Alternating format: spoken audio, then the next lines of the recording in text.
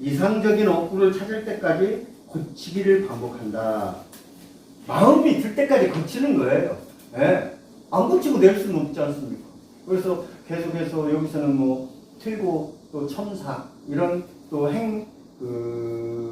맞추기 이런 것들을 통해서 그 시를 세워가는 그런 과정을 계속 해왔습니다. 자, 그러기 위해서는 어떻게 해야 하냐? 새로운 감동을 위해서는 치밀해야 합니다. 새로운 감동이에요. 시는 감동이에요. 네. 사람도 감동입니다. 사람 자체. 네, 감동입니다. 시는 감동이에요. 그렇기 때문에 생명을 만드는데 치밀해야 되죠. 생명을 만드는 것인데 얼마나 생각을 많이 해야 되겠습니까? 새로운 인식의 도출을 위해서는 타자와의 소통을 위해 노력해야 한다. 인식, 새로운 인식. 인식이라는 말이 참 어렵거든요. 사물을 분별하고 판단하는 일, 이게 인식입니다. 네. 그 다음에 도출, 어떤 방안이나 결론을 이끌어낸다. 그래서 새로운 인식의 도출을 위해서 다른 사람과의 소통, 또 사물과의 소통을 꾸준히 해야 됩니다. 그래서 시는 고독의 단절, 고독하고 쓸쓸하고 이게 딱 나만 딱 이렇게 단절시키는 게 아니에요. 고독의 단절이 아니라 고독의 자유다. 좀 말이 멋있죠. 고독의 단절은 나를 고독 속에 가두는 거고요. 고독의 자유는 나를 풀어놓는 겁니다. 네. 내가 너무 고독하면 못 살잖아요. 외로워서도 못 삽니다. 그거를 풀어놔야 돼요. 여기 계신 우리 문영미 선생님, 이 다행인 공법 낭독해 드리겠습니다. 다행인 공법 고운진주. 빈 땅 멸종의 목록에 추가시킨다. 밀서 혹은 암호 같은 도시의 용적률과 건폐율이 믿는 구석은 공중권리다. 수용당한 공중을 꾹 도장 찍고 나니 지하의 지상이 거듭거듭 아깝다. 땅을 뾰족하게 깎는다면 전용된 지하를 되찾을 수 있을까? 바늘 하나 꽂을 땅 없다는 옛말이 무색하게 바늘꽂이같이 알록달록한 저편의 집들은 누군가의 호해처럼 뿌려진 것만 같다. 우후죽순을 식재한 온갖 건축이 난무하는 곳, 권리 위에 잠잔 것도 아닌데 환지 방식으로도 옮아가지 못하고 남의 땅 위를 옮겨다니는 유목민일 뿐이다. 한간의 시세를 뒤적거린다. 값을 놓아도 흥정을 버리거나 부조할 줄 모르지만 임의 점 하나를 찍고 작도해보는 거대한 집, 작은 손에 꼭 쥔다. 네. 다행인 공법입니다. 제목도 어려워. 본문도 상당히 어렵습니다. 왜냐하면 여기는 전문 용어가 있기 때문에 그래요.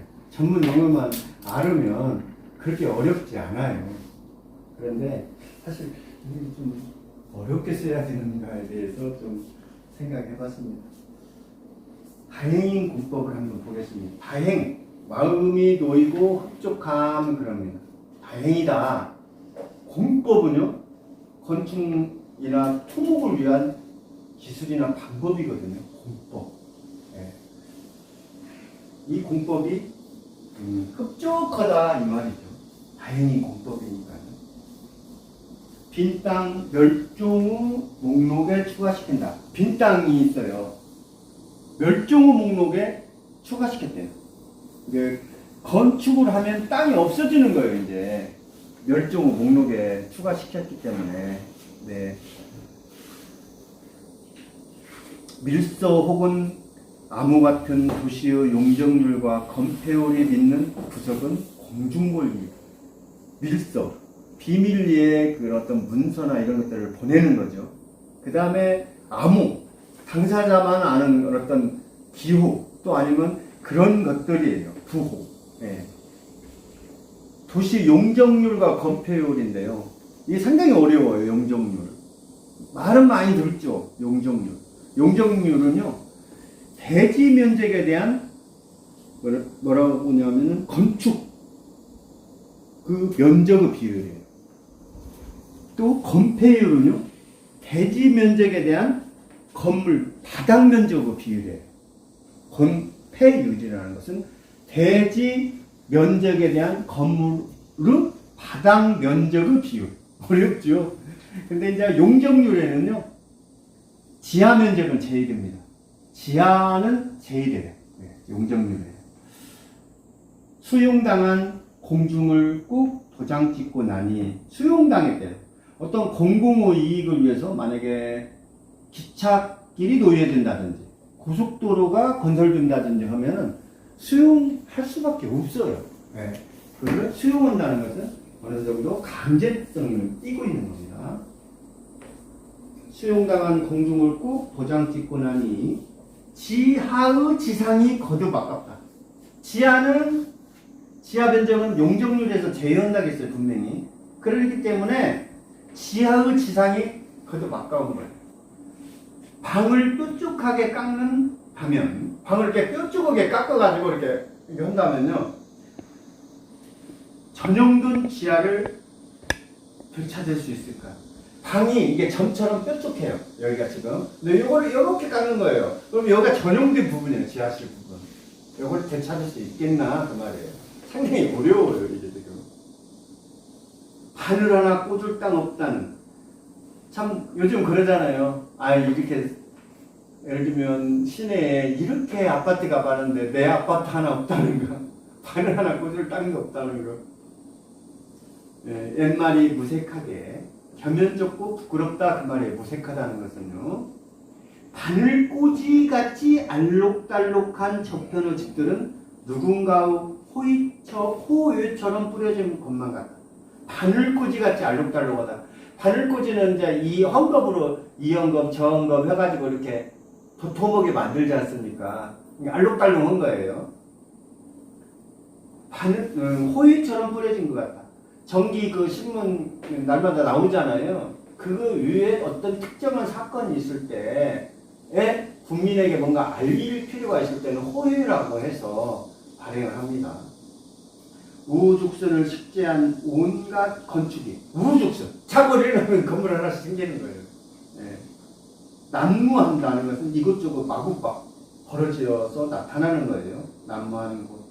걸기 위해 잠잔 것도 아닌데 환지 방식으로 옮나가지 못하고, 내가 권리를 포기한 것도 아니다 이 말이에요. 근데 환지 방식이라는 것은 이 땅과 저 땅을 바꾸는 거예요. 예. 예. 옮겨가지 못했어요. 나무 땅 위를 옮겨 다니는 유목민일 뿐이다. 유목민일 뿐. 내 집은 없다는 겁니다. 뭐 전세로 살면 사고세를 산다는 얘기죠. 한가는 시세를 뒤적거린다. 지금의 어떤 지금 시세, 예. 값이죠. 값. 뒤적거린다. 값을 놓아도 흥정을 벌이거나 부족할 줄 모르지만 서로 도와주는 거죠. 이미의 마음대로 점 하나를 찍고 작도해보는, 선이나 도형을 그리는 것을 작도한다고 그럽니다. 거대한 집. 자기 마음대로 그냥 점 하나 찍고요. 종이에다가 콤파스로 그리든지 뭐 네모지게 그리든지 해서 막 크게 만들어 놓고 거대한 집을 하나 짓고요. 자고선에 꼭 지는 거예요. 하나 이 종이에다 그리고. 상당히 어렵습니다. 전문 용어를 알지 못하면 상당히 어려운 시인데요. 또 전문 용어를 알고 나면 또 그렇게 어렵게 느끼지는 않습니다. 이렇게 시를 좀 어렵게 만들어 놨어요. 네. 다음에는 가뭄입니다. 가뭄. 요즘 비가 잘 안 오잖아요. 가뭄입니다. 올해도록 비가 오지 않는 그런 상태를 가뭄 들었다고 그럽니다. 본문 한번 볼게요. 깡 말라가는 돼지. 돼지가 깡 마르죠. 누가 죽은 자들의 씨앗 같은 어떤 죽은 자들의 씨앗이래요. 죽음이 번지는 거예요. 왜? 가물기 때문에 요즘 식물들도 막 계속 아침 저녁 물을 주지 않으면 다 말라 비틀어집니다. 그래서 그냥 말라 비틀어지는 것들이 막 번지는 거예요. 죽음의 씨앗이기 때문에 그렇습니다. 생명은 폐허를 가다듬고 있는 거예요. 머리 위로 바람이 바스락거려. 바람조차도요, 얼마나 말라버렸는지 바스락거린답니다. 구름에 불이 붙고, 구름에 불이 붙어요. 노을, 특히나 이제 서녁 하늘에 구름이 딱 있으면요, 불이 붙죠? 구름에요. 심장 속의 빗방울에 관해 생각해 보았다. 심장 속의 빗방울. 예, 그 심장 조그마한 피. 예, 그런 것에 대해서도 생각해 봤다는 거예요. 내 안에 슬픔마저 다 타버린, 슬픔조차 다 타버린 거예요. 슬픈 겨를이 없어요. 살해야 되기 때문에 그렇습니다. 슬픔이 다 탔다는 것은 살해야 된다는 그것 때문에 슬플 수 있는 겨를이 없어요. 저 하늘은 불모 땅. 불모. 우리가 불모지 그러잖아요. 불모. 여기서는요. 불, 안이불자에다가 털모자를 쓰거든요. 불모라는 것은. 근데 이게 털모자가 아닙니다. 안이불자에 없을모자예요. 없을모자예요. 없을모. 이게 잘 알아놔야 돼요, 이거는. 한자는 또 그런 게 좀 많잖아요. 없을무가 아니고 없을모자입니다. 이게 털모자가 아니에요. 그러니까 아무 식물도 자라지 못하는 땅이에요. 궁색한 감정처럼 아주 볼품없이 구차하고 공색한 것을 궁색하다고 했어요. 가뭄 속에는 깡마른 권력이 들어있는 것 같다. 깡마른 권력, 권력도요 아주 깡 말라가지고 굉장히 강한 권력. 네, 아주 막 무시무시한 권력을 말하는 겁니다. 물은 땅 속으로만 흐르고 사막의 뿌리는 깊다. 사유죠. 사막의 뿌리는 깊어요. 이런 말 했습니다. 베냐민이라는 말이 사람이 있거든요. 베냐민은 이런 말 했어요. 기억은 과거를 탐사하는 수단이 아니라 과거를 경험하는 매체라 정의했습니다. 과거는 현재의 일부분이기 때문에 그렇습니다. 막판이 된다는 것, 이런 시입니다. 막판이 된다는 것. 막판. 어떤 일은 마지막. 막판. 자, 막판으로 한번 구수도 한 번만 더 치자. 이런 말입니다. 막판. 본문 한번 보겠습니다. 후방나무 가지의 이파리는 막판까지 매달린다. 막판까지 매달려요. 이파리들은. 가지의 막판까지 매달리죠. 후방나무 이파리만 그런 게 아닙니다. 그늘을 막다른 골목까지 끌고 간다. 후방나무가요, 상당히 크죠? 그늘을 저 골목까지 끌고 가는 거예요. 그러니까 상당히 큰 나무입니다. 끌고 갔다. 막판 직전까지, 막판까지 가기 바로 전까지 그 직전의 직전까지, 그 직전의 직전. 미천이 다 드러난 그늘을 보고서야. 미천이 다 드러난 그늘이에요. 기어이 후방나무는 그늘을 털어놓는다. 그 막판까지 끝까지 그늘을 갖고 가다가 그 직전의 직전 거기서야 그늘을 딱 털어놓는 거예요. 이제 그늘이 더 이상 만들 수가 없어요. 막판의 세계에는 짬만 나면 밤이 나타나고 그늘이기 때문에 그래요. 특히나 호박나무는 상록성 그 교목이기 때문에 상당히 그늘이 이제 봄, 여름, 가을, 겨울 없이 그늘이 집니다. 짬만 나면 낭떠러지가 다가와. 짬만 나면 그 그늘 밑으로 와 낭떠러지가 다가오고요. 막판까지 추억하다 잎사귀를 떨어뜨렸다. 추억하느라 파산한 모든 것 붙잡을 무언가가 필요해 손이 생겼대요. 이제 이 이파리들 그 끝터리에 이제 뭔가 생기는 건데 손이 생겼대요. 뭔가를 붙잡기 위해서. 이제 지금 전환을 하고 있습니다. 소나기의 힘을 기르다가 붙어 있으려면 끝까지 이파리가 붙어 있으려면 힘이 있어야 되잖아요. 내가 지금 뭔가 꽉 잡고 있는 거예요. 그러다가 이파리가 되었대요. 지금 전환을 하고 있어요. 가지 끝에서 종일 손아귀의 힘을 기르고 있어요. 그러나 양손이 모두 익숙치 않은 것들은 양손잡이일까 무손잡이일까. 그러니까 양손잡이이고 또 무손잡이. 그늘을 탈탈 털어도 가벼워지지 않는 애면 글면. 이게 뭔 뜻이냐면요. 애면 글면 한다는 것. 온갖 힘을 다하는 모양입니다. 매달려 있는 한 입의 막판이 떨어지면 한 입의 막판이 자라고 아무것도 붙잡을 수 없어서 손바닥을 말아줘요. 이거는 주치해야 돼요. 한 입의 막판이 떨어지면 한 입의 막판이 자라고 아무것도 붙잡을 수 없어서 손바닥을 말아주었대요. 상당히 어렵습니다, 말이. 어렵지만 뭔가 느낌이 와요. 아, 이게 잘 써졌다는 느낌. 잘 써졌다는 느낌. 이거는 즉흥적으로 알 수 있습니다. 손을 꽉 쥐면 막판까지 끌고 갔던 것들이 떠오른다. 막판들이 닥지 매달려 있다. 막판을 숨긴다 했어요. 참 잘 써진 시입니다. 그렇게 어렵지 않는데 이 전환을 통해서 소나기와 이파리를 같이 이제 본 거죠. 그래서 우리 인생살이와 같이 이제 비교해서 이렇게 글을 써놨는데요. 상당히 잘 쓴 글입니다. 어떤 의미를 지향하기보다는요, 이미지의 제시를 통해 시를 완성하고 있거든요. 이파리와 선호 관계를 절묘하게 빗대서 시를 썼습니다. 자, 이번에는요, 시로 보는 천년 담양입니다. 대방리 보름달을 김혜숙 선생님께서 낭독해드리겠습니다. 대방리 보름달 조선이 나뭇잎 사이사이 산빛 불러앉힌 후미진 마을이 아늑하기만 하다. 떠나온 것을 돌아볼 때면 가끔 개 짖는 소리가 숨찬 정막을 깨우며 대방리 안길로 전멸된다.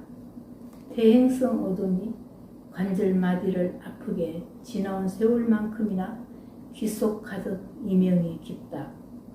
상처의 꽃자리를 찾아 마을 입구로부터 표정을 반쯤 가린 푸른 보름달의 오랜 독거.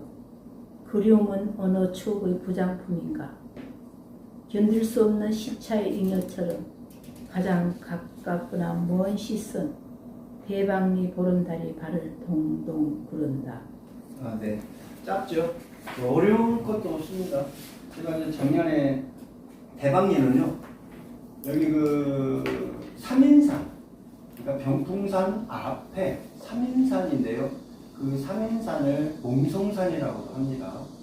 이성계가 이제 왕에 등극하기 전에 꿈을 꿨어요. 그래가지고 이제 왕이 됐습니다. 삼인산에서. 그래서 제가 이제 거기 그렇게 높지 않아요. 그래서 이제 거기 올라갔다가요. 어둠이 이렇게 내릴 때 큰 보름달이 막 이렇게 슈퍼 문처럼 떴어요.